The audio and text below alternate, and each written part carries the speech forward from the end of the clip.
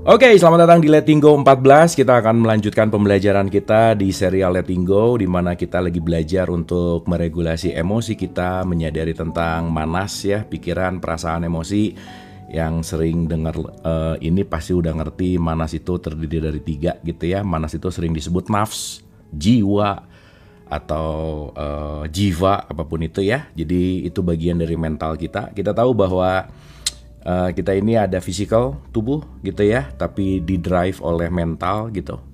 Dimana si mental ini punya punya kekuatan yang penting dalam hidup. Maka kalau IQ itu berpengaruh 4% dalam kehidupan kita, dan hampir 46% ke atas, meskipun banyak sekali perbedaan, tapi lebih dari 40% katakanlah begitu, itu kaitannya kepada kecerdasan emosi gitu. Jadi IPK-nya 4 tapi nyebelin juga nggak bisa kerjasama misalnya. Ya, pinter tapi nyebelin karena emotional intelligence-nya atau kecerdasan emosinya nggak bagus juga biasanya gimana ya, nggak happy gitu hidupnya gitu ya kira-kira. Nah, jadi penting untuk kita meregulasi lah bahasanya ya, antara intelektual, emotion ya, kita bahas 2 kan.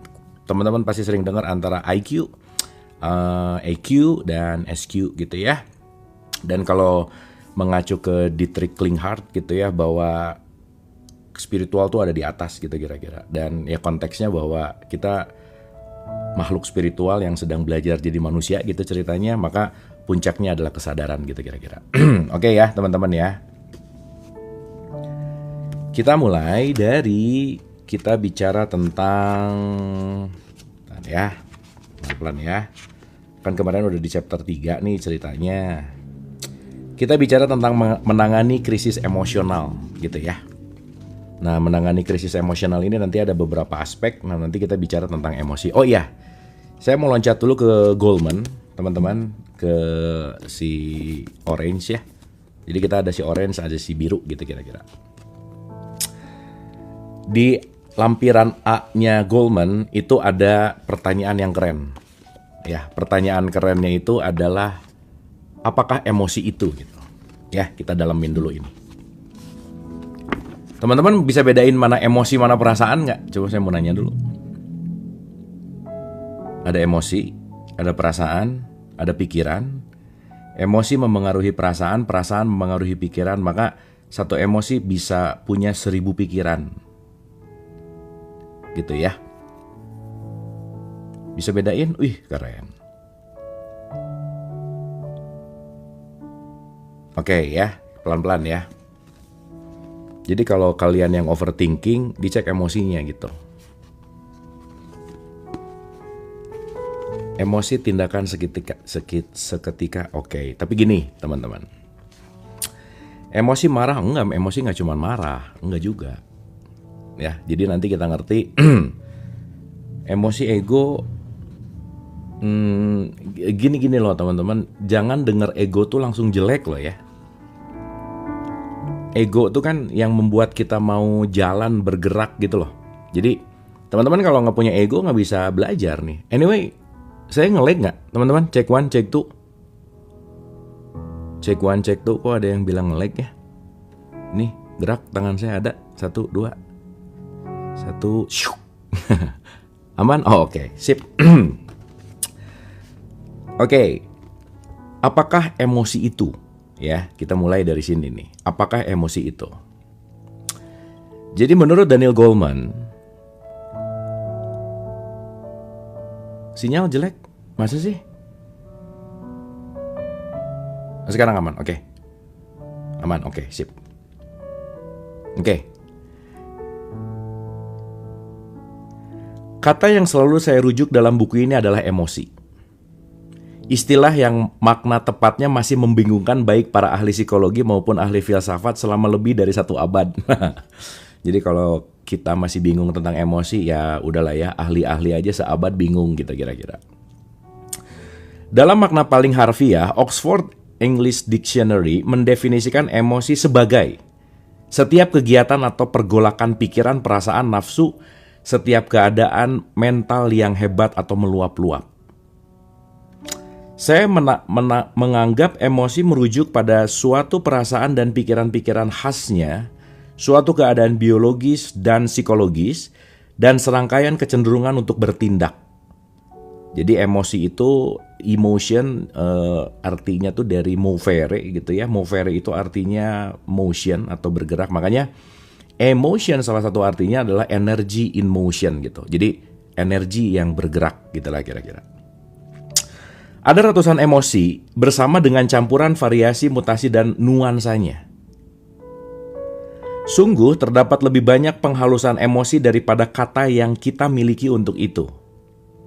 Para peneliti terus berdebat tentang emosi mana yang benar-benar dapat dianggap sebagai emosi primer, biru, merah, dan kuningnya setiap campuran perasaan, atau bahkan mempertanyakan apakah memang ada emosi primer semacam itu. Teman-teman tahu ya, setiap warna itu dasarnya cuma ada 3. Nah, kita belajar simplex dulu ya supaya kita ngerti. Teman-teman, ini buku tuh ada ratusan halaman, betul nggak? Ya, kalau kita belajar simplex dari ratusan halaman, itu adalah satu halaman pasti terdiri dari beberapa paragraf.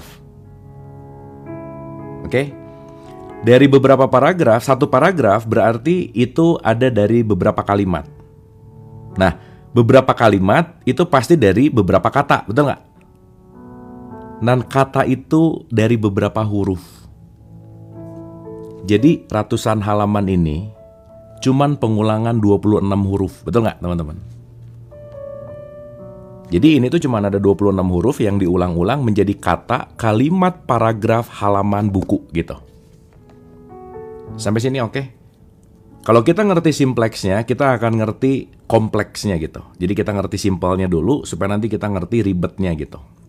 Nah, sekarang saya tanya, warna itu cuman dari 3 tuh. RGB, red, green, blue. Jadi tadi campur jadi semua warna gitu. Nah, RGB atau red, green, blue ini disebut dengan yang namanya primary color atau warna primer gitu kira-kira. Nah, si emosi ini ceritanya lagi mau dibagi dalam emosi yang primer. Cuman ya balik lagi ya, masih banyak pergolakan dan masih banyak sesuatu yang perlu dianalisa lebih dalam. Tetapi setidaknya ya teman-teman ya, setidaknya kalau kita tahu emosi primer ini, seenggaknya kita tahu bahwa aku ada di emosi apa gitu kira-kira. Sampai sini oke ya teman-teman ya, dapat ya.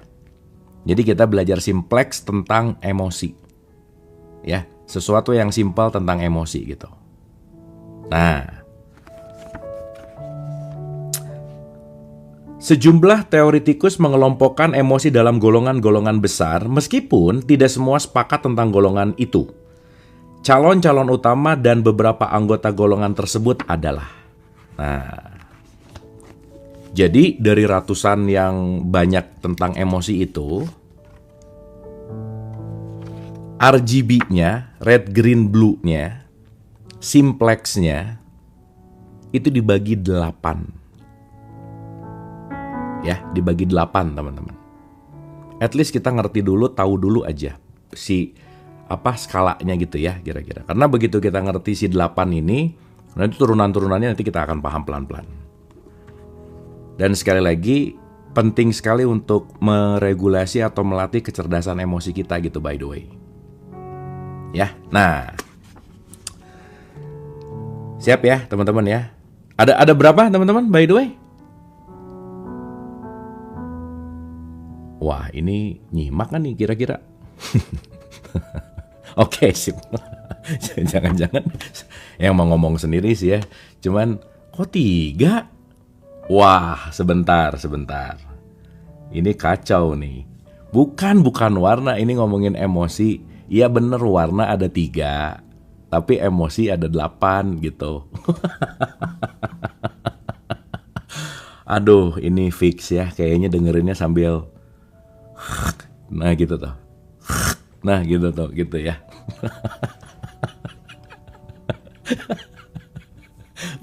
Ulang.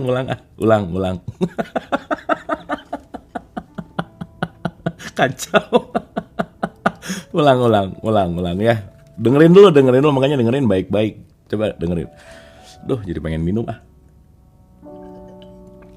Habis lagi. Nah, gini, panik nih. Oke.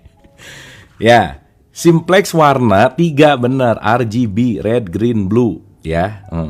Itu tuh kalau lagi offline ditanya berapa 3 udah kencang salah lagi ya, udah kelihatan lah, udahlah. Ya udah tapi nggak apa-apa sih, ya dimaklumi lah ya. Nanti alasannya nge-lag sih gitu ya, padahal emang nggak dengerin aja sih. Ya, nah, jadi ya, simplexnya emosi ada 8 ya, 8. Kalau 3 gini, tambah lagi 3 sebaliknya jadi 8. Dah ingatnya gitu aja ya. 3 kan gini. Nah, tambah 3 di sininya. Nah, gitu. Sip, benar. Catat. Sip ya, ada 8 nih. Wis, mantap. Simplex emosi 8. Nah, keren. Sip, mantap. Ntar lupa lagi bentar lagi. Ya. Saya bacain dulu satu-satu ya. Apa aja namanya. Nanti uraiannya kita bahas. Ya. Sip ya. Oke. 1 namanya amarah. Ya, amarah. Amarah, kesedihan, rasa takut, kenikmatan, cinta, terkejut, jengkel, malu. Nih ya.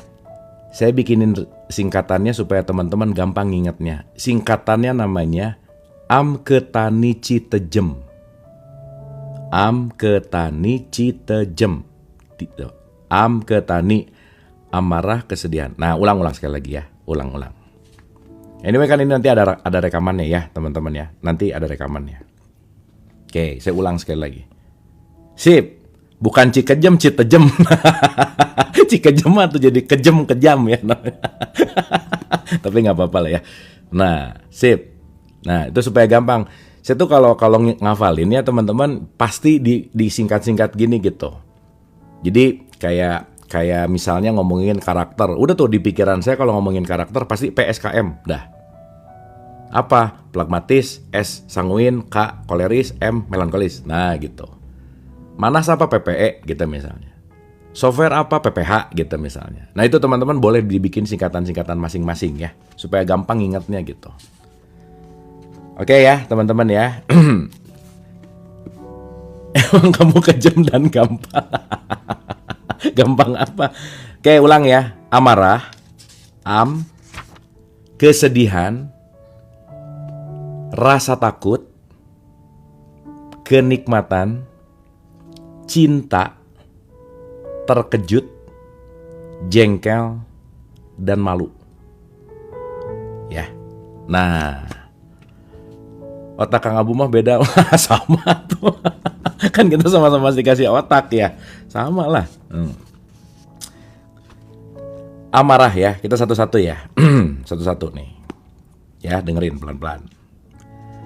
Amarah itu salah satunya. Kira-kira kita lagi dalam keadaan gini. Jadi gini teman-teman. Emosi itu universal. Perasaan itu partikular. Ya. Jadi kalau emosi itu semua punya.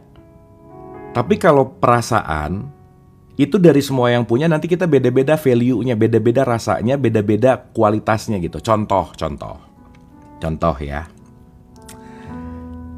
Kita semua pasti punya takut gitu teman-teman. Tapi ada yang takut kecoa, ada yang takut ulet gitu. Tapi takutnya sama gitu kira-kira. Ya. Jadi yang universal namanya emotion, yang partikelnya namanya perasaan gitu. Makanya emosi itu semua punya. Dan nanti kita ngerti bahwa emosi itu diwariskan dari nenek moyang kita gitu. Dan emosi ini adalah salah satu bagaimana kita untuk survive gitu by the way. Ya. Contoh gampang gini.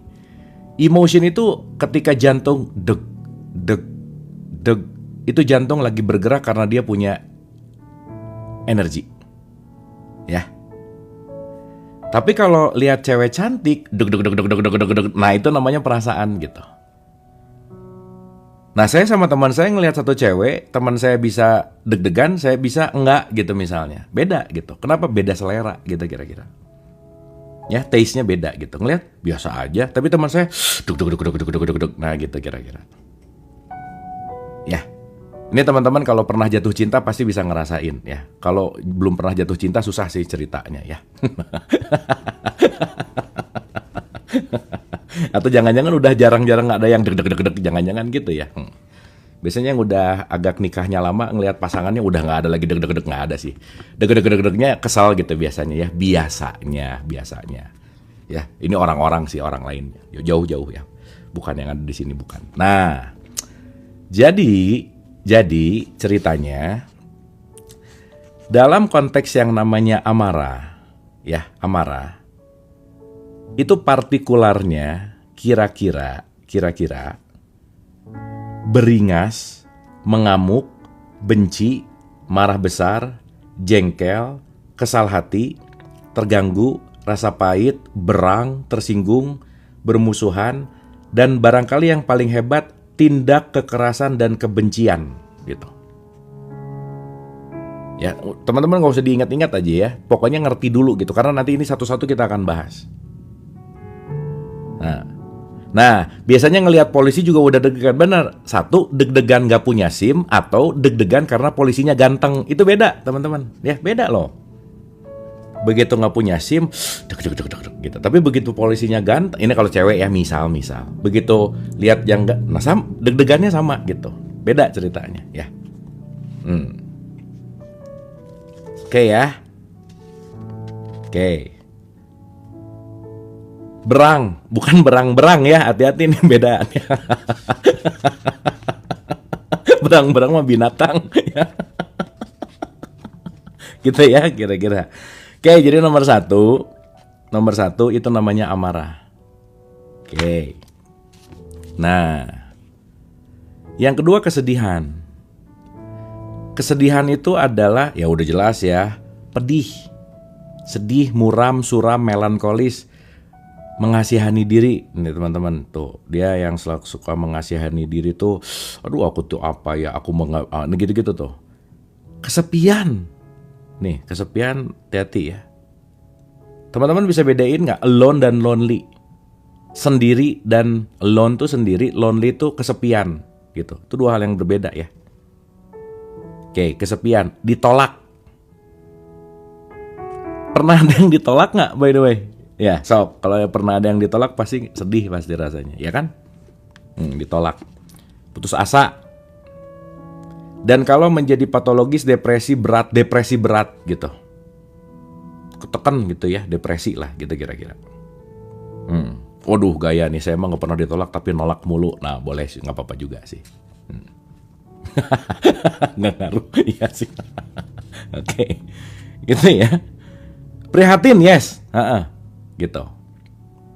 Ya, oke. Sekarang rasa takut nih ceritanya. Apa aja sih isinya rasa takut? Cemas, takut, gugup, khawatir, was-was, perasaan takut sekali, waspada, terlalu waspada gitu ya. Sedih, tidak tenang, ngeri, fobia dan panik. Nih. Fobia dan panik gitu. Ya, itu rasa takut. Tuh partikel-partikelnya kira-kira gitulah. Yang berikutnya kenikmatan, teman-teman. Ya, kenikmatan. Kenikmatan tuh apa sih? Pleasure. Bahagia, gembira, ringan, puas, riang, senang, terhibur, bangga, kenikmatan indrawi, takjub, terpesona. Rasa puas, rasa terpenuhi, kegirangan luar biasa, senang sekali, dan batas ujungnya mania. Nah, jadi ada mania tuh ujungnya, wah udah top banget gitu, tingkat yang kenikmatan tinggi gitu. Manic gitu ya. Tuh kenikmatan. Tuh dasarnya kurang lebih gitu. Ya. Nah ini cinta nih berikutnya. Cinta. Ternyata cinta tuh salah satunya apa coba? Penerimaan, persahabatan, kepercayaan, kebaikan hati, rasa dekat, bakti, hormat, kasmaran, kasih. Tuh. Ini ada yang lagi kasmaran nggak by the way? Ya, itu kalau lagi ada ya itu tuh. Itu salah satu partikelnya ada yang namanya kasmaran gitu. Ya, kalau lagi kasmaran tuh jadi jatuh cinta misalnya. Dan orang jatuh cinta pasti jadi bego. Udah gitu aja ya, jangan lupa. Ya. Nah. Ya, jadi hati-hati kalau lagi jatuh cinta ya. Kalau lagi jatuh cinta jangan banyak janji aja. Ya. Kenapa? Karena lagi bego masalahnya. Pokoknya kita sehidup semati ya. Pret banget nggak? Nah, tuh kan ada pret. Ya, hati-hati aja ya. Begi. Oke. Sip ya teman-teman ya. Nah, terkejut berikutnya nih, terkejut. Terkejut tuh bagian dari emosi ya. Terkejut tuh ini cuma dikit. Terpana, takjub, terkesiap. Terkesiap tuh apa ya? Terkesiap, nanti sih kita cari padu padannya ya. Pokoknya kaget lah ya. Kaget gitu. Berikutnya jengkel. Jengkel. Iya, terkesiap, terkesima ya. Benar. Kaget. Iya benar. Benar. Berikutnya jengkel nih teman-teman. Jengkel itu apa aja? Hina, jijik. Ya, jijik, gitu tuh. Muak, mual, benci, tidak suka, mau muntah. Nah.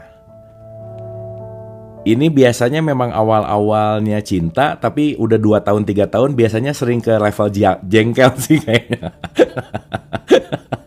Bisa kejadian ya, sebel. Ya. Dulu katanya cinta gitu ya, sekarang kok ada yang dijengkel gitu. Jadi hati-hati ya, hati-hati. Ingat ya, semuanya ilusi ya, ilusi.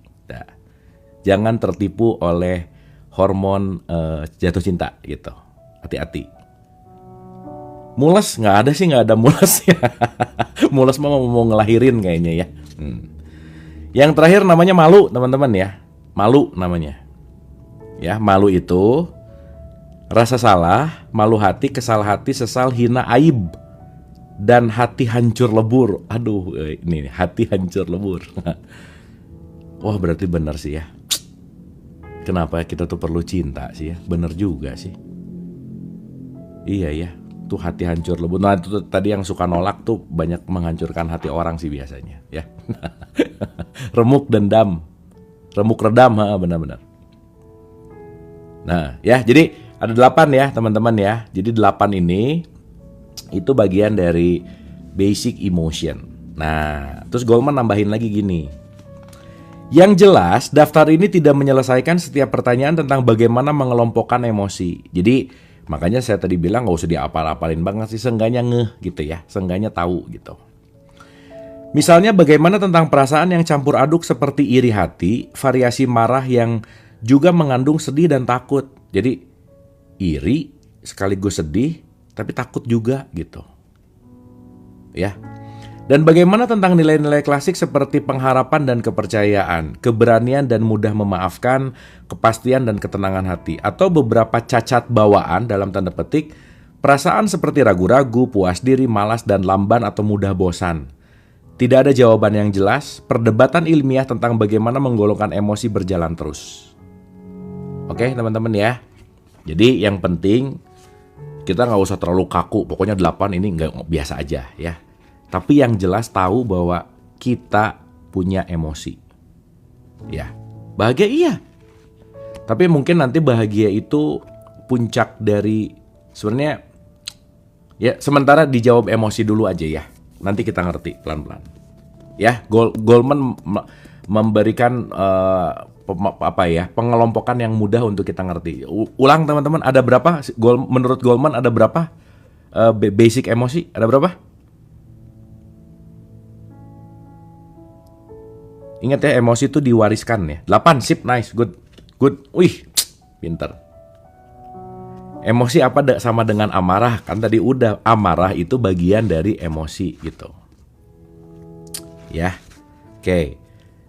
Info retret nanti saya kasih kabar lagi ya, Mbak ya. Tenang, ini sekarang baru beres. Nah, teman-teman lanjut ya. Kita ke next gitu. Oke. Di halaman 66 Letting Go, versi yang bahasa Indonesia, ini kita membahas chapter tentang menangani krisis emosional. Bentar.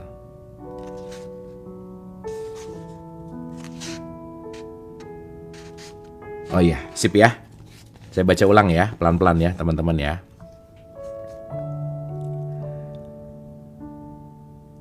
Karena ini masalah yang sangat sulit bagi kebanyakan orang, beberapa perincian diperlukan. Jadi kan banyak orang tuh agak susah untuk ngerasain emosinya. Contoh ya, contoh. Ini kalau ada orang misalnya lagi bete nih. Kamu kenapa mukanya muram gitu? Nanya si suami ke istrinya. Gak apa-apa. Ya, tolong perhatikan nada gak apa-apanya ya.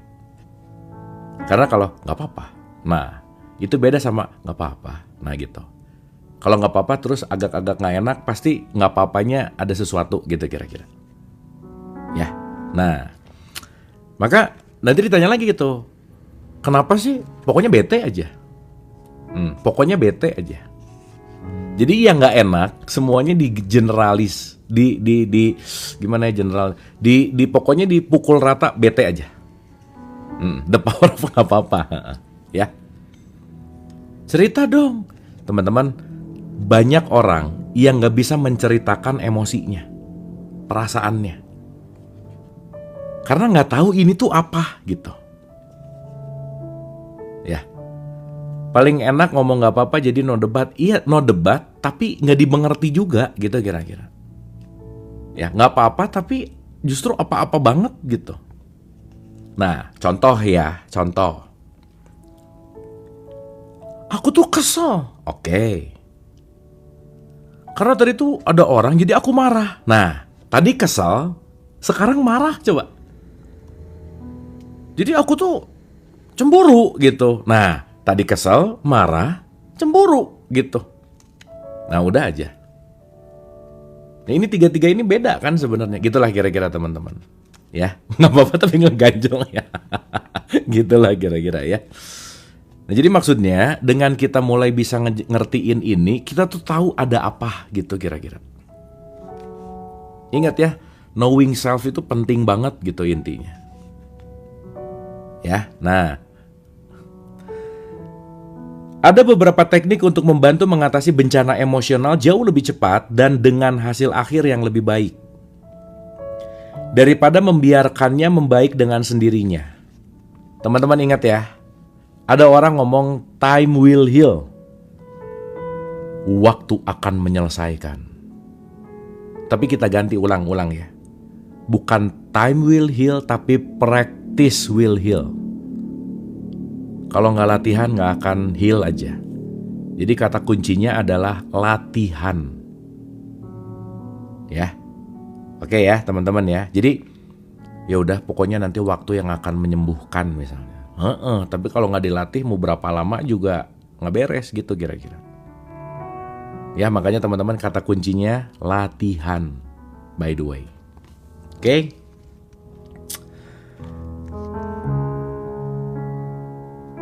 Ingat mekanisme-mekanisme yang biasa digunakan pikiran untuk menangani emosi, yaitu jadi pikiran kalau menangani emosi ada beberapa nih teman-teman. Satu, penekanan. Jadi ya misal, begitu emosi kesel, pikiran udah jangan kesel. Keselnya hilang nggak? Enggak. Begitu mau marah, jangan marah. Marahnya hilang nggak? Enggak. Semakin ditekan, semakin menguat. Ingat ya, sesuatu yang ditekan itu pasti menguat. Jadi mungkin dihindari, tapi nanti lama-lama meledak, bush. Begitu meledak, buta, quote and quote ya, nggak sadar, tindakannya jauh lebih dahsyat dari yang biasanya gitu. Contoh. Pasti sering dengar berita gini nih teman-teman. Misal ya, maaf ya ini saya contoh karena faktanya begitu. Misal kasus-kasus pembunuhan misalnya ya, maaf ya contoh. Iya, tetangga saya tuh gak nyangka, dia tuh sehari-hari baik banget. Tapi dia melakukan. Kenapa? Orang baik itu cenderung menahan emosinya. Orang baik cenderung gak enakan, orang baik cenderung terlalu empati. Akhirnya jadi sensitif gitu. Dan kadang orang baik itu orang baik itu kadang lebih menderita dari orang jahat gitu. Makanya saya selalu ulang-ulang ya teman-teman, mending jadi orang sadar gitu. Karena baik belum tentu benar kan, gitu. Ya. Itu biasanya jadi people pleaser gitu, nggak bisa nolak, mau-mau aja. Jadi kayak lilin nerangin orang tapi dirinya kebakar gitu. Kenapa? Banyak menolak emosi. Ya. Buat teman-teman yang sekarang susah bilang tidak, latihan. Ikutin ininya. Kalau nggak mau belajar, bilang nggak mau. Kalau nggak sanggup, jangan sok-sok sanggup gitu. Duh kasihannya temanku butuh, ya udah aku pokoknya gini. Nolong tapi menderita gitu loh teman-teman. Dan itu biasanya ngasihnya pakai kasihan. Ingat ya, memberi itu lebih baik dengan kasih, bukan kasihan. Karena kalau ngasih dengan kasihan, yang ditolong biasanya jadi ngeribetin gitu. Kenapa tidak mendidik juga gitu kira-kira? Ya. Oke ya teman-teman ya. Clear ya. Jadi penting untuk menyadari bahwa apakah aku banyak menekan perasaan gitu. Ya. Empath is good tapi over empathy not good gitu. Stres bagus loh. Over stress ya nggak bagus. Kita kalau nggak stres itu kan tekanan ya. Kalau kita nggak tertekan nggak akan maju by the way. Gitu kira-kira. Ya, paham ya teman-teman ya. Ingat mekanisme-mekanisme yang biasa digunakan pikiran untuk menangani emosi, yaitu penekanan, ekspresi, dan pelarian diri. Ditekan, diekspresiin, tapi destruktif atau kabur gitu. Nah cuma ada Hawkins tuh 4 sih, nanti bentar lagi nambah 1. Mekanisme-mekanisme ini bersifat merusak ketika digunakan tanpa kesadaran. Kalau nggak sadar, ngerusak aja. Ingat 95% yang kita lakukan otomatis. Jadi teman-teman jangan jadi manusia autopilot, belajar. Ya.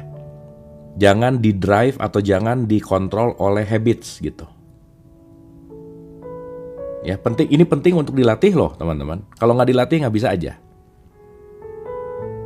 Karena ingat, kebiasaan kita akan selalu cenderung membuat keputusan yang sama akan cenderung membuat output hasil yang sama. Jadi kalau tiap hari nanam cabai, tapi berharap yang keluarnya durian, itu namanya bodoh.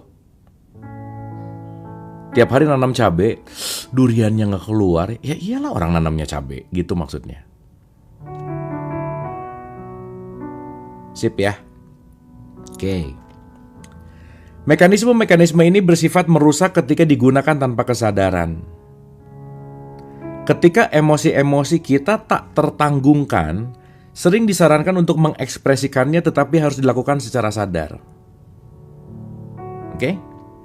Tujuan dari manuver ini adalah untuk mereduksi kuantitas emosi itu sendiri sehingga bisa dibongkar dan dilepaskan satu persatu. Jadi, dalam kasus ini, tidaklah masalah jika secara sadar mengekspresikan sebanyak mungkin emosi. Ya. Teman-teman kalau mau mengekspresikan emosi, jeda dulu. Tolong pilih sesuatu yang konstruktif. Contoh. Ini saya ulang-ulang ya. Adele tuh putus dari pacarnya. Emosi, bikin lagu. Kayak misalnya, ini emosi putus dari pacarnya, lempar-lempar piring. Udah pacar hilang, piring habis gitu. Ya. Ingat ya, emosi itu energi. Bisa dipakai apapun gitu.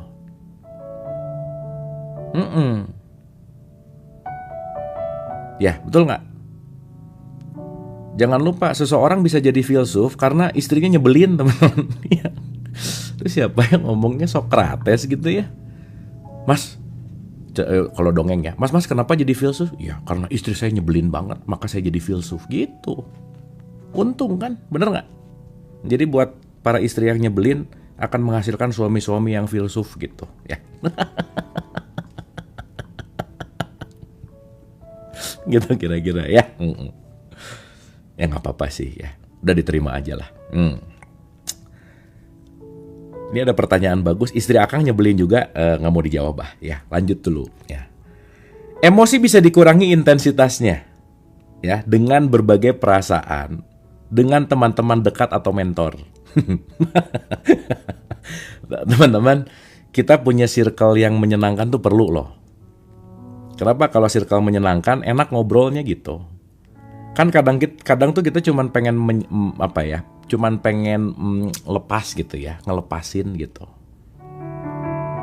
Gitu. Ya. Yang menyebalkan malah yang dirindukan. Ini teori baru nih. Tar saya renungin dulu. Yang menyebalkan dirindukan. Nah, ya. Saya pikirin dulu nanti ya. Itu kayaknya yang ngomongnya nyebelin aja sih ya. Kayaknya ya. Emosi bisa dikurangi intensitasnya dengan berbagi perasaan dengan teman-teman dekat atau mentor. Ya. Dengan hanya mengekspresikan perasaan, sebagian energi di balik emosi akan berubah, teman-teman ya. Ini penting ya, penting nih. Teman-teman ada dengar toxic positivity nggak? Ya sekarang tuh toxic positivity tuh saking positifnya jadi toxic gitu. Contoh. Teman-teman, kurangi bilang sabar sama orang sekarang. Kenapa? Orang kalau diomongin sabar ya, sekarang jadi marah. Enak aja lu sabar, lu nggak ngerasain sih gitu.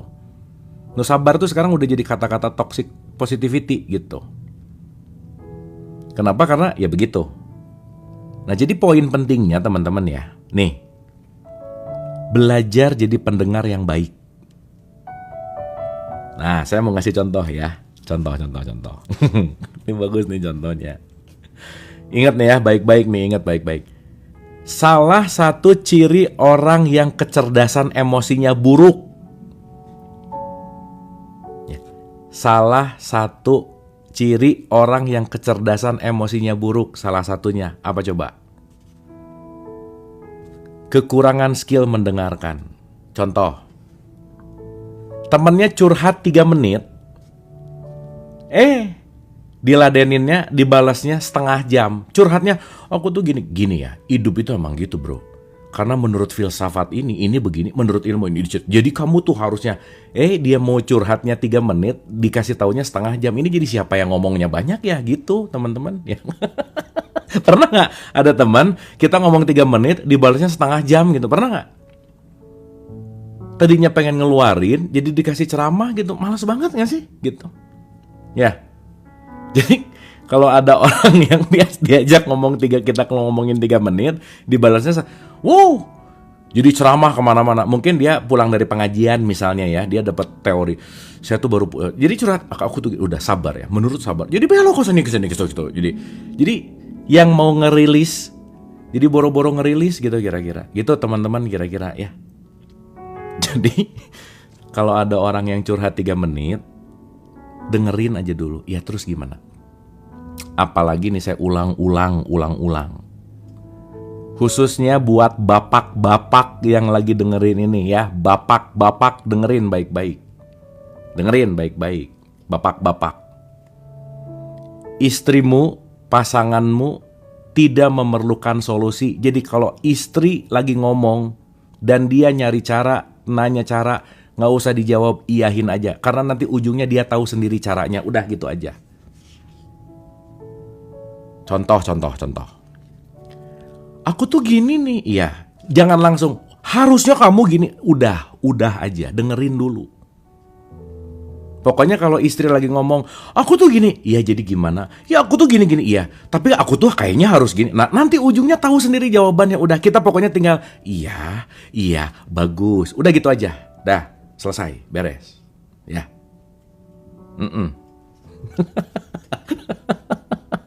Ya, nih bapak-bapak, nih. Bapak-bapak hack ya, life hack nih. Cara-cara untuk menjadi bapak-bapak yang aman dari istrinya gitu kira-kira. Oh nggak ada, aman, tenang ya. Gitu kira-kira ya. Nah, oke.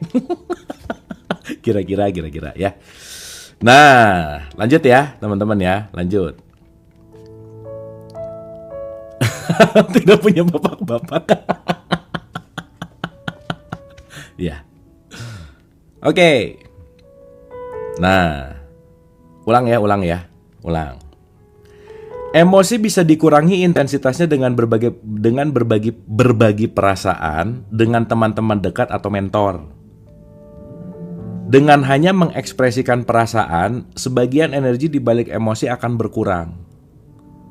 Dalam keadaan seperti ini juga baik untuk menggunakan mekanisme pelarian diri seperti keluar dari situasi sosial untuk menjauh dari kekacauan, bermain dengan anjing, menonton televisi, menonton film, bermain musik, bercinta nih teman-teman. Ini dewasa ya. Ini ya, bercinta penting loh. Maka yang udah jarang, kalau hati-hati ya, itu bagus tuh untuk rilis tuh. Atau apapun kebiasaan seseorang jika tertekan. Ya, jika tertekan. Jadi gini ya. Misal ya. Aduh, salah contoh. Aduh, nggak bisa diralat ya, udah ingat. Ya udah pokoknya gitu ya, kira-kira ya. Udah yang tadi nggak usah dibahas ya. Nah, ini banyak yang komplain lagi. Aduh, salah room nih. Aku kayaknya salah circle deh ngomongnya ya. Tapi kira-kira gitu ya teman-teman ya. Kira-kira gitu. Nih, ya.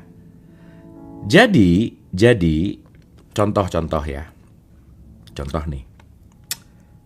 Kalau misalnya siapapun, pasangan, pokoknya orang-orang dekat, dia lagi diem.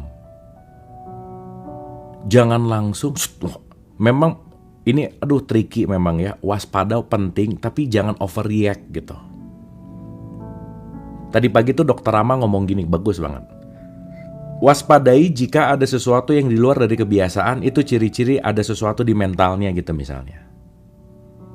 Tapi di satu sisi, mungkin tidak perlu terlalu cepat reaktif gitu. Ya. Jadi kalau misalnya pasangan tiba-tiba lagi diam dulu, nggak usah terlalu, kamu kenapa sih? Mungkin dia perlu space, perlu jarak, karena mungkin ada sesuatu gitu. Gitu ya. Jadi memang penting ya. Karena kadang perlu ada space dulu aja gitu kira-kira. Ada jeda bener. Ya jadi jangan terlalu lebay gitu kira-kira. Intinya gitu. Benar. Space itu obat. Makanya menjauh dari chaotic gitu. Udah aja. Itu mungkin dia perlu space, perlu me time gitu. Ya.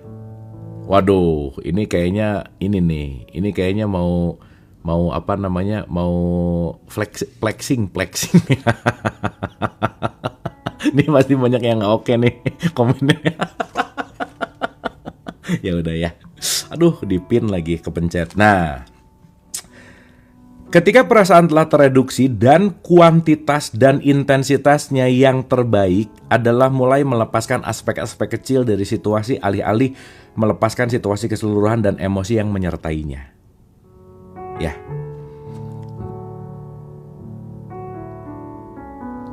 Untuk menggambarkan hal ini, mari kita ambil contoh seorang lelaki yang kehilangan pekerjaannya. Nah, teman-teman ini contohnya bagus nih. Ya, contohnya. Udah. Jangan mikir yang tadi lagi ya. Udah fokus balik lagi ke sini ya. Udah, jangan mikir aduh dulu. Udah ya, udah. Yang udah mah udah aja lewat ya. Udah. Kita balik lagi ke sini ya. Lu ini ngilangin pin gimana caranya ya? Oh gini. Nah, udah. Duh, nih memang harus hati-hati nih urusan-urusan itu ya. Ketrigger kan bahaya ya. Oke. Contoh nih ya, ini contoh bagus nih teman-teman. Bagus banget nih contohnya. Untuk menggambarkan hal ini, mari kita ambil contoh seorang lelaki yang kehilangan pekerjaannya setelah bertahun-tahun bekerja di sebuah perusahaan. Dan sekarang berada dalam keputusasaan. Ya. Melalui 3 mekanisme yang sudah dijabarkan, beberapa emosi bisa direduksi. Yang kemudian bisa ia lihat adalah beberapa hal sepele tentang pekerjaannya. Misal.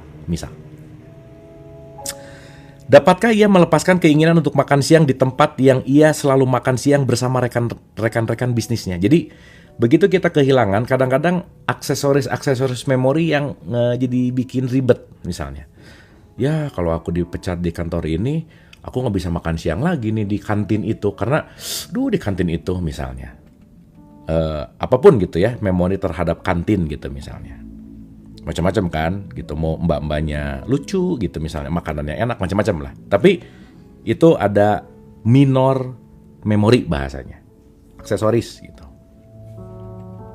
Ya, jadi hati-hati, kadang-kadang emang aksesoris jauh lebih diribetin gitu. Bisa loh, hari H pernikahan bisa batal gara-gara nggak ada organ tunggal gitu misalnya, ya.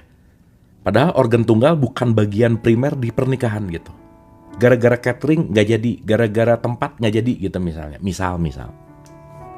Ya, jadi mungkin kita penting untuk melihat mana primer, mana sekunder, mana esensial, mana aksesoris gitu kira-kira. Ya, anyway. Habits, benar. Misalnya, dapatkah ia melepaskan keinginan untuk makan siang di tempat yang ia selalu makan siang bersama rekan-rekan bisnisnya? Bisakah ia melepaskan keinginan untuk memarkirkan mobilnya di tempat parkir yang selalu ia miliki di masa lalu? Bisakah ia melepaskan keinginan untuk menaiki lift yang sama? Bisakah ia melepaskan keterikatan pada meja kerjanya? Bisakah ia melepaskan keterikatan pada sekretarisnya dan keramahannya? Nah, ini sama sekretaris ya. Bisakah ia melepaskan keterikatan pada komputernya? Bisakah ia melepaskan pertemuannya dengan bos yang sama tiap hari? Bisakah ia melepaskan perasaan familiar dengan keriuhan kantornya? Jadi memori nih. Teman-teman jangan lupa kita punya memori ya. Dan saya selalu ulang-ulang, gak usah terlalu gimana-gimana banget jadi manusia, karena kita sama monyet secara genom cuman beda 1%. Kurang 1% jadi monyet kita, udah gitu aja. Nah, salah satu 1%-nya apa? Memori dan imajinasi gitu. Ya, jadi kalau ada orang yang gimana banget sombong, dia kurang 1% monyet lu gitu misalnya. Misal. Ya, ini untuk mengingatkan aja. Ya. Oke. Tujuan memasrahkan aspek-aspek kecil dari peristiwa hilangnya pekerjaan yang mungkin tampak sepele adalah tindakan itu menyetel pikiran kita untuk memasuki mode pelepasan. Ya. Mode pelepasan membawa kita ke level keberanian, perasaan-perasaan negatif telah diakui dan dihadapi, akibatnya perasaan-perasaan itu kehilangan dayanya. Tiba-tiba muncul kesadaran bahwa kita memiliki keberanian untuk menghadapi situasinya, mengenali perasaan-perasaan kita, dan melakukan sesuatu terhadapnya. Menariknya, ketika hal-hal sepele itu dipasrahkan, peristiwa utama menjadi semakin tidak menindas. Penjelasan untuk fenomena ini adalah ketika kita memasrahkan satu emosi, kita memasrahkan semua emosi pada saat yang bersamaan. Seolah-olah semua emosi memiliki energi yang sama. Ini pengalaman klinis harus diuji secara personal untuk bisa meyakininya. Jadi kalau kita udah ngerilis yang primer, sekitarnya beres gitu. Ya. Nah, jadi metodenya nambah satu nih teman-teman. Setelah menggunakan 4 metode di atas, penekanan, ekspresi, pelarian, dan satu lagi nih, pemasrahan aspek-aspek kecil. Yang kelima, kini menjadi jelas. Setiap emosi yang kuat sesungguhnya merupakan gabungan dari emosi-emosi turunan. Dan emosi-emosi turunan tersebut bisa dibongkar. Jadi, misalnya lelaki yang kehilangan pekerjaan itu pada awalnya memiliki perasaan putus asa yang luar biasa, tetapi ketika ia mulai melepaskan dan memasrahkan apa-apa yang ada di pinggiran, dan ketika ia berhasil mereduksi kekacauannya serta secara sadar dan dengan mekanisme pelarian diri, pekanan dan ekspresi, ia sekarang menyadari bahwa ada perasaan amarah yang menggelora. Ingat ya, amarah bagian dari 8 tadi. Ia melihat amarahnya terkait dengan kebanggaan. Oh, ternyata kata kuncinya sebenarnya yang jauh lebih penting dari makan siangnya, kebanggaan saya hilang kalau saya udah nggak kerja lagi di sini. Teman-teman pernah dengar post power syndrome ya? Kenapa orang susah banget ninggalin jabatan? Salah satunya adalah takut kehilangan kebanggaan gitu. Ya, jadi dia merasa bahwa jabatannya itu yang membuat dia keren gitu. Padahal mau jabatannya apa aja, kurang 1% monyet tetap gitu kira-kira. Gitu ya teman-teman. Itu tolong diingat baik-baik ya supaya kita belajar jadi jangan jadi orang sombong gitu ya kira-kira. Anyway. Ya, ulang ya. Jadi, misalnya laki yang kehilangan pekerjaan itu pada awalnya memiliki perasaan putus asa yang luar biasa. Tetapi ketika ia mulai melepaskan dan memasrahkan apa-apa yang ada di pinggiran, dan ketika ia berhasil mereduksi kekacauannya serta sadar dengan mekanisme pelarian diri, penekanan, dan ekspresi, ia sekarang menyadari bahwa ada perasaan amarah yang menggelora. Ia melihat amarahnya terkait dengan kebanggaan. Ingat ya teman-teman, kebanggaan itu pride itu di bawah 200 tuh nilainya. Ya. Jadi kalau di bawah 200 hati-hati. Low. Berarti frekuensinya force. Berarti kalau force melemahkan. Ya. Contoh. Saya belok dulu dikit ya. Pride atau bangga tuh ini nih. Rasa malu atau shame itu 20, rasa bersalah itu 30, apatis itu 50, duka cita itu 75, ketakutan 100, hasrat 125, amarah 150, kebanggaan 175. Nih, 175. Kalau orang lagi bangga tuh kira-kira gini nih teman-teman. Dan itu levelnya di 175 ya, nggak terlalu bagus maksudnya. Not good gitu. Nih ya, di orang di level 175 tuh kira-kira gini. Caraku yang terbaik. Fokusnya adalah pencapaian, hasrat memperoleh pengakuan, kespesialan, dan perfeksionisme. Merasa lebih baik daripada siapapun dan superior daripada yang lain. Nah, tuh kalau udah ada di 175, hati-hati teman-teman. Aku lebih baik dari kamu. Pokoknya aku gitu. Ya. Ini nggak ada kaitannya sama laki-laki perempuan. Kalau laki-laki di 175, perempuan 175 sama aja sih gitu. Ya, hati-hati ya. Ingat level frekuensi emosi jangan lupa diulang-ulang. Dari yang level paling bawah sampai level paling atas. Ada 17 tuh. Udah kita bahas waktu itu ya. Nah, ada banyak amarah dalam bentuk kekesalan. Ada perendahan diri, yang merupakan bentuk amarah yang diekspresikan terhadap dirinya sendiri. Ada juga ketakutan yang cukup besar. Dengan demikian, emosi-emosi yang terkait sekarang bisa diketahui secara langsung. Misalnya ia bisa mulai melepaskan rasa takut tidak menemukan pekerjaan lain. Ya udah. Kalau sekarang saya lepas, diterima dulu gitu. Karena kalau kita menerima, poin utamanya adalah kita melepaskan si primer gitu kira-kira. Nah jadi kalau udah melepaskan si primer, itu nanti, memang harus latihan sih, mau gak mau ya. Nah jadi kalau nanti kita ngerti bahwa ternyata hati-hati sama yang namanya si perasaan yang aksesoris gitu. Karena si perasaan yang aksesoris, itu jangan-jangan ngeberatin gitu kira-kira. Ya. Oke. Dan ketika ia memasrahkan kebanggaan, begitu dilepasin, ulang ya.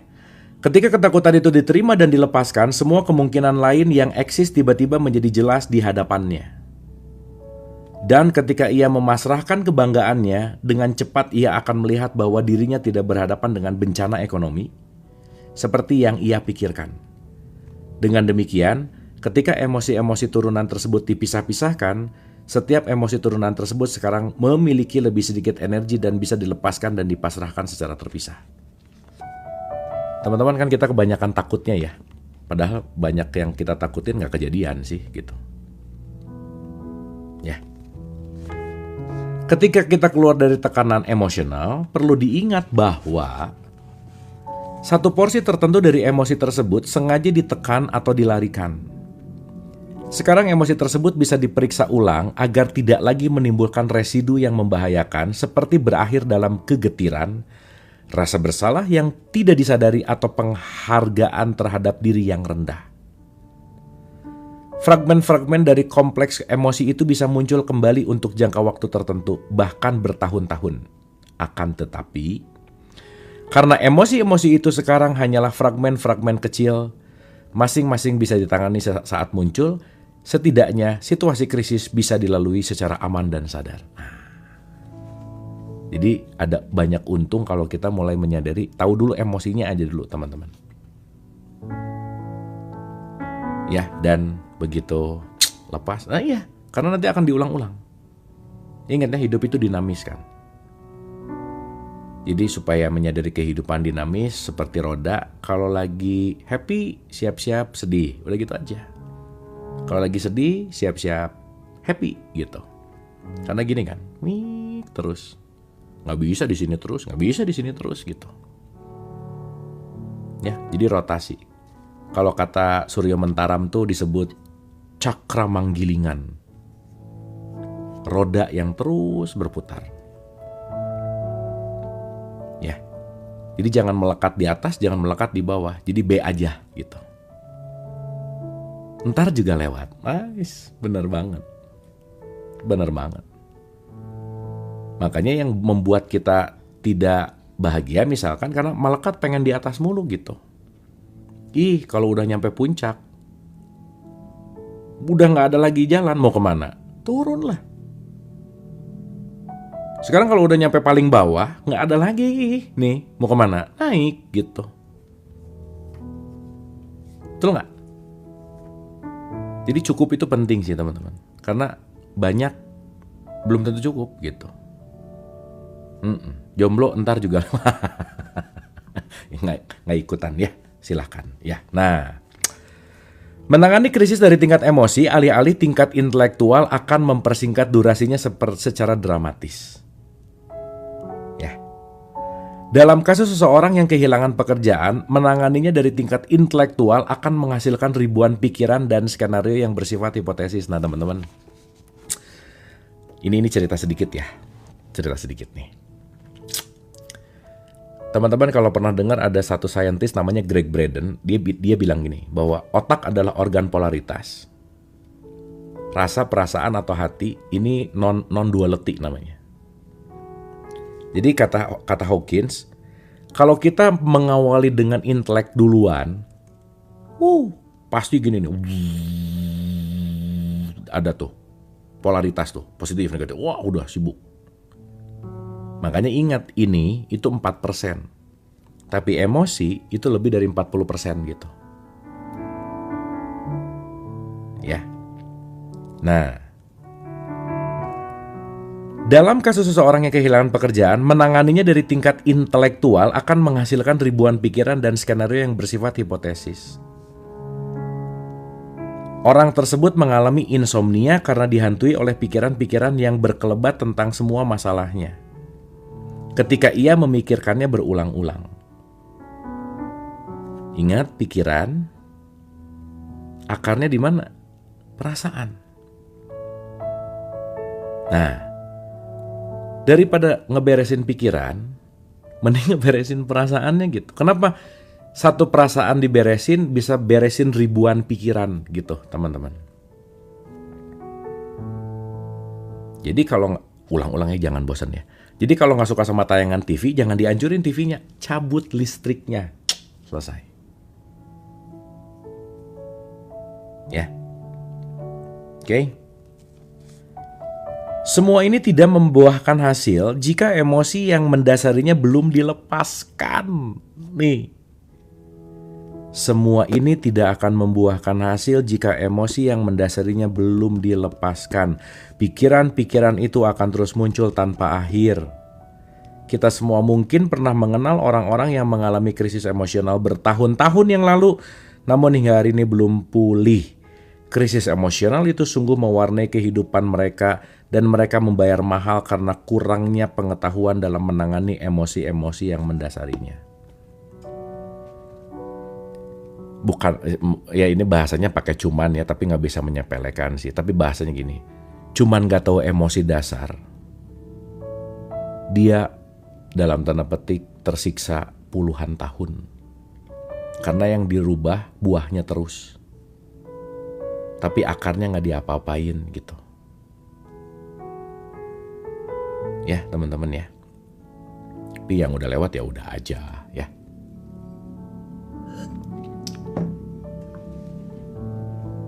Sampai sini oke, by the way. Jadi ingat teman-teman ya, kenapa saya marah? Karena saya nggak paham. Kenapa saya nggak paham? Karena saya kurang pengetahuan. Berarti kalau ada orang yang bikin marah, sinyal-sinyal banyak belajar gitu. Ya, cara lepasin emosinya gimana? Diterima kan, accept.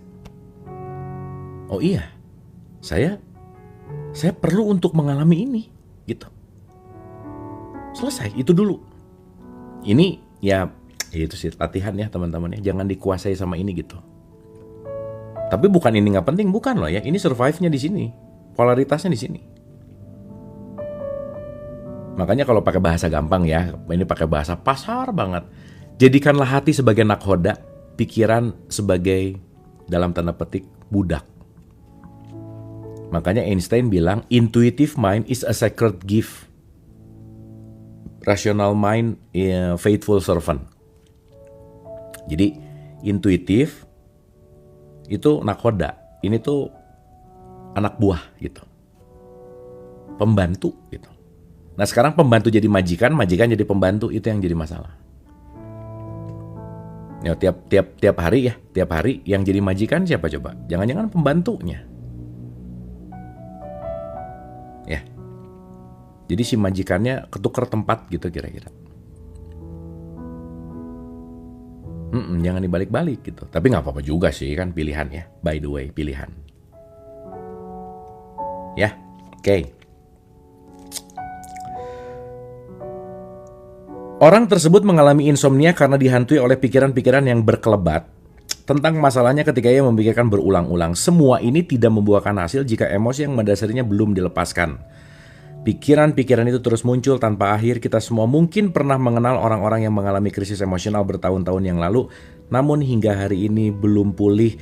Krisis emosional itu sungguh mewarnai kehidupan mereka dan mereka membayar mahal karena kurangnya pengetahuan dalam menangani emosi-emosi yang mendasarinya. Saya pengen loncat ke sini. Ya, ada satu statement keren teman-teman. Dengerin baik-baik nih. Halaman 8 kalau nggak salah. Nih, dengerin baik-baik. Ya, dengerin baik-baik nih. Pandangan mengenai kodrat manusia yang mengabaikan kekuatan emosi jelaslah pandangan yang amat picik. Sebutan Homo sapiens, spesies yang berpikir, kita Homo sapiens ya, spesies yang berpikir, merupakan hal yang keliru dalam pola pemahaman serta visi baru yang ditawarkan oleh sains saat ini tentang emosi dalam kehidupan kita. Sebagaimana kita ketahui dari pengalaman, apabila masalahnya menyangkut pengambilan keputusan dan tindakan, aspek perasaan sama pentingnya dan seringkali lebih penting daripada nalar. Aspek perasaan lebih penting daripada nalar. Maka kalian itu perasaannya dulu baru mikir.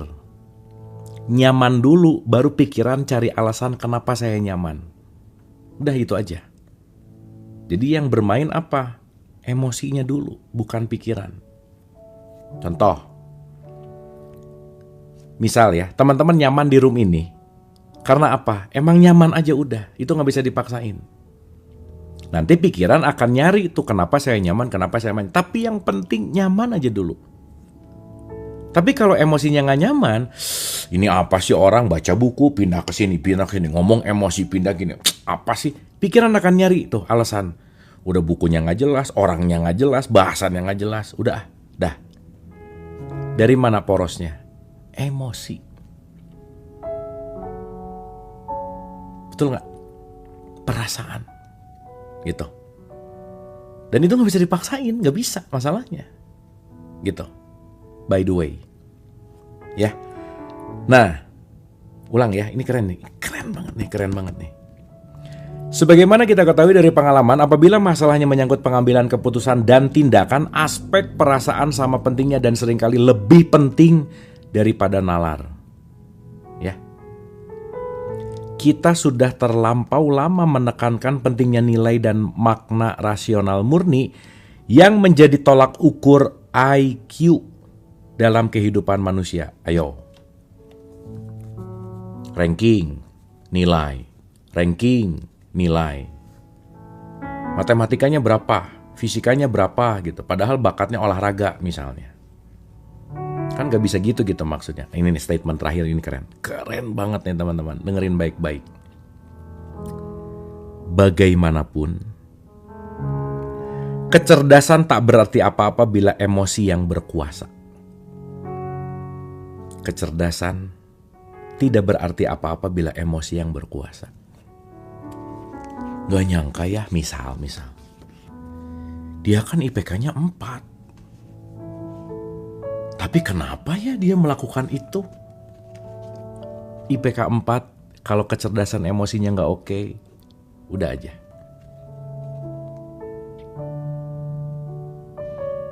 Ya, itu teman-teman, itu penting banget. Penting banget, by the way. Oke? Nah,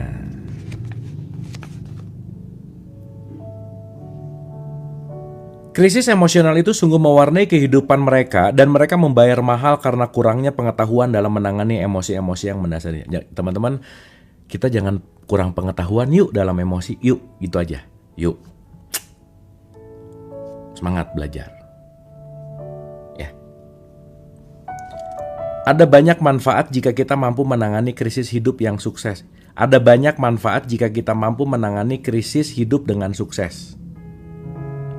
Dalam satu hal, jumlah emosi yang ditekan atau ditahan sekarang jauh lebih sedikit.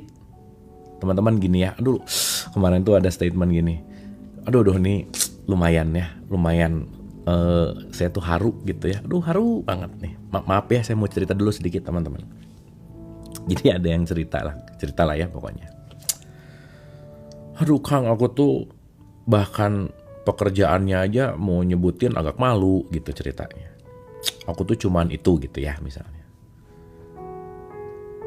SMP aja aku gak tamat gitu. Kang udah deh. Kalau dengar bacaan-bacaan gini, aku tuh banyak gak ngertinya, banyak pusingnya gitu ya. Karena memang secara IQ, secara pengetahuan kata tuh gak banyak gitu. Tapi teman-teman, saya tuh bilang, udah ikutin aja dulu. Yang terpenting sekarang jangan menganggap dirimu tuh gak layak untuk mendapat ilmu ini. Jadi dia mikir gini, aku mah gak pantas lah dengerin Letting Go. Kenapa? Itu mah buku-buku anak kuliahan, buku-buku orang pinter, buku-buku orang yang level pendidikannya tinggi. Sementara saya gak usah nyebutin ininya ya, gak usah nyebutin profesinya. Aku cuman ini, tiap hari cuman gitu, udah gitu. Dan SMP aja gak tamat, misalnya gitu. Bukan misal yang beneran gitu, tapi ini ceritanya gitu. Terus saya bilang, Mbak, udah dengerin aja dulu, mau ngerti mau enggak dengerin aja. Ya udah gitu. Tuh ya. Udah tuh mungkin diulang-ulang. Teman-teman, ini seru banget. Terus dia cerita lagi gitu. Berapa lama ya? Berarti sih ini hampir 2 bulan lah gitu. Diulang lagi. Terus lucu lagi cerita gitu. Kang, saya bahagia katanya. Saya kemarin mulai bisa ngasih tahu teman saya karena apa yang diceritain dipraktekin dulu sepengertian saya, meskipun banyak yang gak ngerti, tapi satu yang saya ngerti saya kerjain, dia bilang. Gitu. Terus dia cerita, ya saya ngerjain ini, terus saya akhirnya ngerasa lebih lega. Taunya Kang, ada orang punya masalah kayak saya jadi bisa ngasih tahu dia. Saya sekarang udah pakai bahasa consciousness, saya udah pakai bahasa letting go. Aduh, gitu loh teman-teman, itu lucu banget gitu. Aduh, itu lucu banget lah gitu. Padahal ya gitulah gitu ya. Yang awalnya dia ngerasa drop banget, aduh udah aja.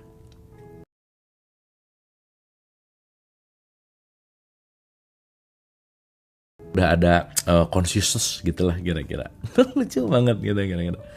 Ya udah Pak. Jadi ya teman-teman, ini penting ya, maksudnya ini lucu lah, mengharukan gitu. Satu hal kita pelajari dan kita amalkan lebih baik daripada ribuan kita tahu tapi hanya jadi data pengetahuan gitu. Itu sih. Gitu sih intinya. Nah, Tapi apa coba yang membuat si Mbak ini mau belajar? Emosi. Nyaman gitu. Nggak ngerti, lawan. Ya quote and quote ya, nggak ngerti udah dengerin lagi.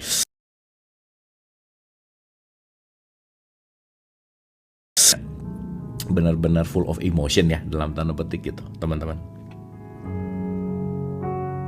Jadi ya nggak perlu level kuliahan, nggak perlu lulusan apa. Ya kita teman-teman kita punya keberkahan channel tuh maksudnya nih. Kebayang ya 11 tahun 15 tahun yang lalu mau belajar tuh gimana coba ya, maksudnya gimana tuh, kanalnya nggak banyak gitu. Sekarang mau tahu apa ya tinggal mencet ya. Jadi kalau sekarang kekurangan pengetahuan tuh kayaknya keterlaluan gitu. Nah ini contoh sedikit ya teman-teman dari apa yang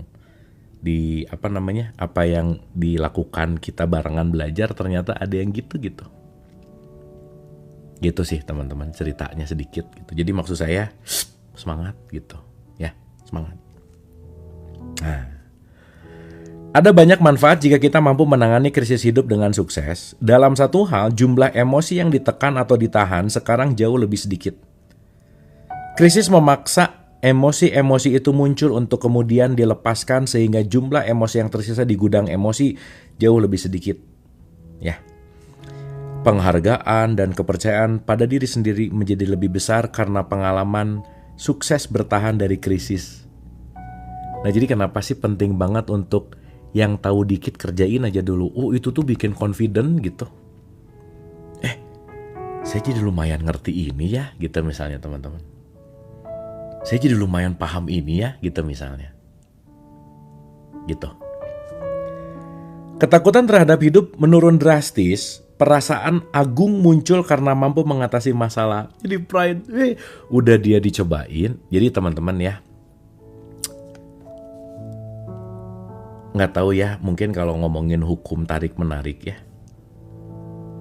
Ketika kita bisa mengatasi masalah emosi kita dengan problem kita udah goal tuh artinya udah selesai level itu.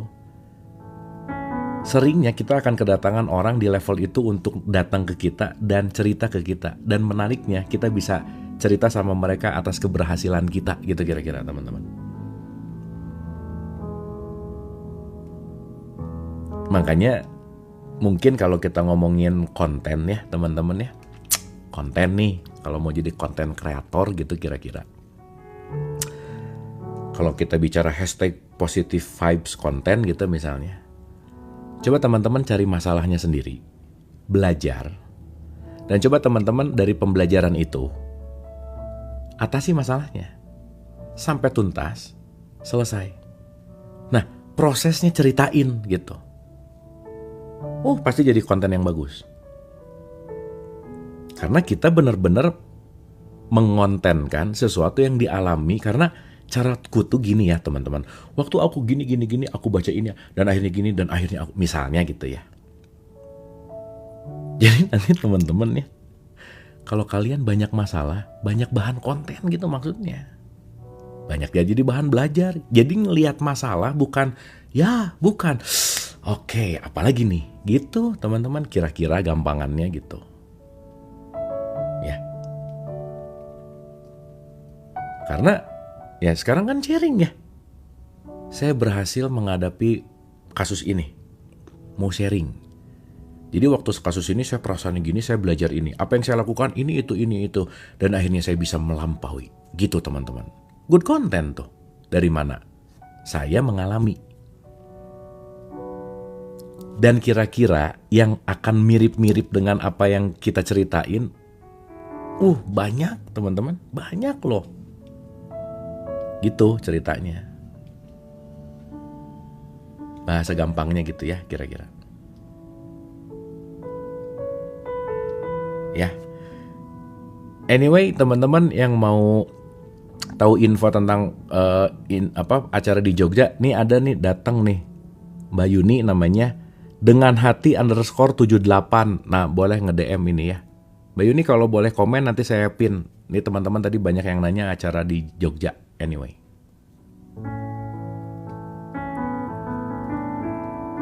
Oke ya teman-teman ya. Saya ulang paragraf terakhir nih. Penghargaan dan kepercayaan pada diri sendiri menjadi lebih besar karena pengalaman sukses bertahan dari krisis. Ketakutan terhadap hidup menurun drastis, perasaan agung muncul karena mampu mengatasi.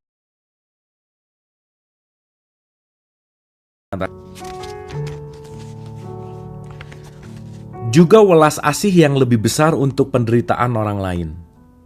Dan peningkatan kemampuan untuk membantu mereka melewati keadaan yang serupa. Jelas nggak? Teman-teman, nih ya, satu lagi nih mumpung ingat. Tahu ya ada hukum terima kasih ya teman-teman? Nih. Nih, boleh tuh. Dengan hati _78 Jogja Region dan sekitarnya boleh DM. Namanya Mbak Yuni. Duh, jadi lupa tadi sampai mana ya? Oh ya, gini. Teman-teman tahu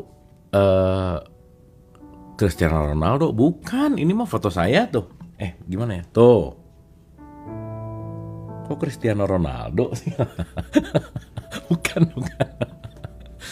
Ulang ya. Nah, jadi gini teman-teman. Ada hukum yang namanya terima kasih. Jadi kalau saya nerima, berarti saya penting untuk ngasih gitu. Kenapa? Karena itu hukum perputaran. Nah teman-teman maaf ya. Orang miskin, orang melarat, orang yang pokoknya down, bawah gitu ya, dalam tanda petik, maaf ya ini saya pakai contoh. Karena dia selalu memikirkan bahwa aku ini perlu ditolong gitu. Gimana mau nolong orang, aku aja perlu ditolong gitu. Ya. Nah kalau mindsetnya gitu, maaf banget nih. Itulah kenapa orang miskin makin miskin, karena dia selalu akan ada di bawah, selalu pengen menerima terus, karena dia tidak menunaikan hukum kasihnya. Jadi maksud saya teman-teman, maaf ya, ini gampangannya sederhananya gini. Kalau kita lagi down, lagi pokoknya drop apa, langkah paling sederhana untuk kita lakukan, tolonglah orang lain. Dah. Kalau nggak punya uang, jangan nolong pakai uang, orang nggak ada uangnya. Pakai tenaga, pakai pikiran, apapun. Yang penting tolong aja. Kenapa? Begitu nolong, hukum terima kasihnya kejadian. Setidaknya kita lagi menguplifting, lagi menaikkan level emosi. Kalau lagi nolong, hormon endorfin naik. Gitu. Sip ya. Jadi begitu naik, fokus kita tuh gak ke masalah, solusi. Kenapa? Begitu naik, kesadarannya oke, ting, datang langsung. Yang gak kelihatan jadi kelihatan. Gak kepikiran ya harus gini gitu. Padahal yang gak kepikiran itu deket banget biasanya. Gitu teman-teman. Aduh, makanya dipikir-pikir ya teman-teman, mau baca kitab, buku, ujungnya satu loh. Berbuat baik gitu, bermanfaat gitu intinya, ujung-ujungnya ya. Ya, kesimpulan sementara gitu dari research selama ini gitu, 14 tahun research ini, kira-kira lah. Ujung-ujungnya tuh forgive dan giving gitu. Udah ujung-ujungnya ke situ gitu. Mau ngomongin apa? Letting go. Apapun gitu. Jadi intinya adalah kontribusi gitu. Itu sih poin simpelnya gitu teman-teman. Nah jadi secara paradoks gitu ya. Setelah krisis sering kali terjadi periode damai dan tenang yang bervariasi durasinya. Paradoks ya. Paradoks. Kalau nggak ada perang, nggak akan ada damai gitu. Paradoks mau gimana? Ya. Kadang-kadang mendekati level mistis dalam tanda petik ya, dark night of the soul. Masa kegelapan bagi jiwa saat menghadapi krisis besar sering mendahului kondisi kesadaran yang mengalami kenaikan. Salah satu contoh paling terkenal dari paradoks ini diilustrasikan oleh orang-orang yang memiliki pengalaman mati suri, near death experience.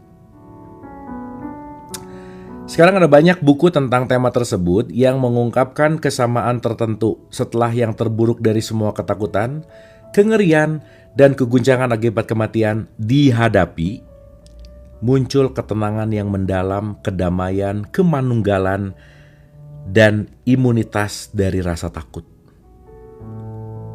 Banyak orang seperti itu lalu mengembangkan kemampuannya menjadi penyembuh, mengembangkan kesadaran psikis, dan meningkatkan pencerahan spiritualnya. Mereka mengalami lompatan besar pertumbuhan dan kemunculan bakat dan kemampuan baru secara tiba-tiba. Jadi, setiap krisis kehidupan sesungguhnya mengandung benih-benih berkah, pembaruan, perluasan, lompatan kesadaran, dan pelepasan kondisi lama dan kelahiran kondisi baru. Nice banget nih. Nice banget. Luka adalah tempat cahaya masuk. Udah lah, diulang-ulang. Jadi kalau sekarang lagi feel bad, itu kayak panah lagi ditarik dulu ke belakang. Ngelihat orang di depan, gak apa-apa untuk ke belakang dulu sebentar. Karena pada saatnya dilepaskan, mungkin belakangnya mundur jauh, tetapi nyampainya jauh lebih cepat dari yang lain. Kenapa? Karena mundur satu langkah untuk kecepatan melesat ribuan kali lipat. Gitu kira-kira.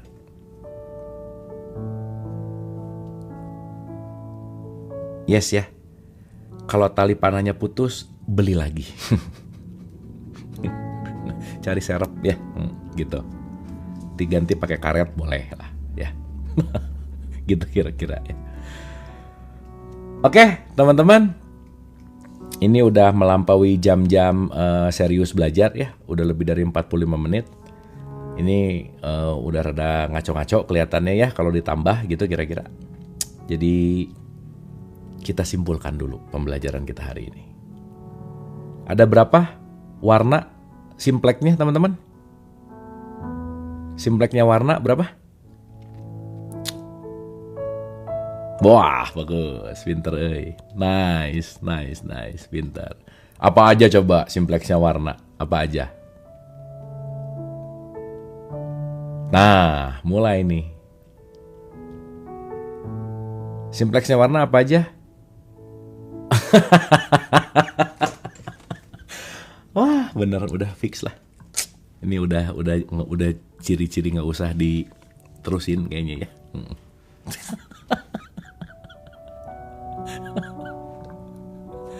RGB, red, green, blue. Nah, RGB. Oh, ada alasan bagus ya, nge-lag tadi bagus. Baru masuk baku ya, nggak apa-apa sih. Bagus ya. Dah, simpleksnya warna 3. Nah, kalau si emosi ada berapa? Simpleksnya? Langsung cari contekan. Simpleksnya masih 8. Nice, mantap. Ya, teman-teman ya. So, apapun, gak harus ngerti semua, gak harus ngerti sekarang. Tapi apapun yang tadi dirasain, yang anyway teman-teman, ada sesuatu yang bisa kita ambil dari pembelajaran kita hari ini di Letting Go yang ke-14. Ada sesuatu, boleh di type. Hari ini saya mendapatkan ini gitu, silakan. Dapat apa aja? Ada dong, nice, thank you mas. Adanya apa? Ada apa gitu. Dapat jawaban, oke. Mendapatkan ilmu bermanfaat. Nah, simplek. Awas ya, simplek sama somplak beda tipis ya. Penerimaan, bagus, benar. Tentang penuh warna, nice, benar. Menambah pengetahuan, jadi lebih legowo ya. Sip, nice. Lebih ikhlas, mengenali emosi. Oke. Mengutamakan perasaan. Dah, hukum terima kasih. Oke, teman-teman. Waktunya istirahat kayaknya. Ya, selamat istirahat. Yang penting apapun malam hari ini kita dapat sesuatu. Sekali lagi ya. Bukan hanya ditahu. Sama kayak yang tadi saya ceritain. Apapun statusnya, lulusan apa, ternyata begitu dia mau belajar, mengaplikasikan, pada akhirnya nyampe juga gitu kira-kira. Dan teman-teman, kita sama-sama gak usah sombong sekali lagi, karena beda 1%, kita 1% beda sama apa ya teman-teman ya? Sama apa? Kurang lebih 1% beda sama apa ya kita ya?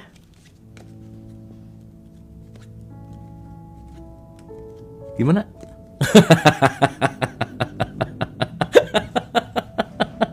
Iya bagus ya. Kayaknya ini bagian yang paling diingat ya. Bagus ya, nggak apa-apa lah ya. Kalau sama leluhur tuh memang sering ingat sih ya.